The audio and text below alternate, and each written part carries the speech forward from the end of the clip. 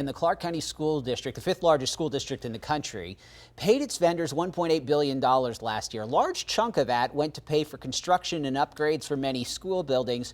We're digging into that construction and that price tag with Rachel O'Brien. She joins us. She's from OpenTheBooks.com. Kind enough to be with us here on this Friday morning. Good morning to you, Rachel. Thanks for being here. All right, so how much is going to that construction? Which companies have the largest contracts here? Yeah, so this $1.8 billion we're talking about, that's for vendors only, doesn't include payroll to employees. So it's $200 million more than the year before. So about 1.2 million of it was spent on construction and maintenance. So as we know, the district, they're in the midst of replacing 30 buildings over the next decade. There's a lot going on. And so Willdan Engineering and Penta Building Group, they were each paid over $148 million last year. Willdan, they're doing an energy efficient retrofits throughout the district. Penta, they're working on multiple school upgrade projects. And so there are other companies that got more than $100 million. These are all construction companies. And so, the year before, construction and maintenance spending was $628 million. So now we're $1.2 billion. It's a 90% increase.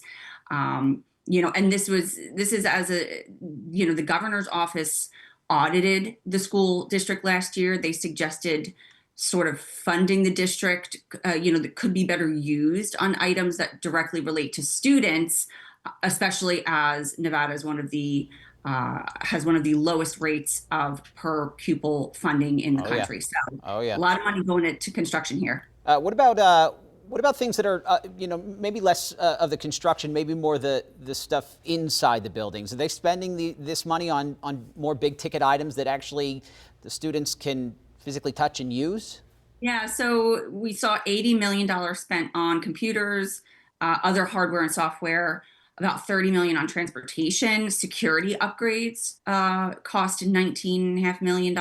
Landscaping cost $17.5 million. Again, as you're looking at these schools being redone, they're touching the landscaping as well. $15 million on professional development, over $3.5 million on weapons detection system. So a lot of money spent on other things as well. Can you put it in perspective, Rachel? I just want to know, before we let you go here, how does this compare to other school districts around the country?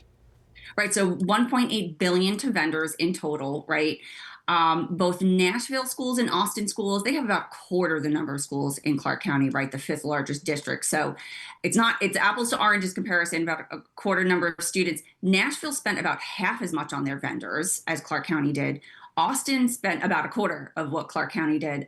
So in terms of overall spending, again, Nevada's per pupil funding is one of the lowest in the country, is about $13,000 per student. And that's even after there was a 29% increase in state funding in 2023. If you remember, a $2.5 billion increase. So it's still pretty low.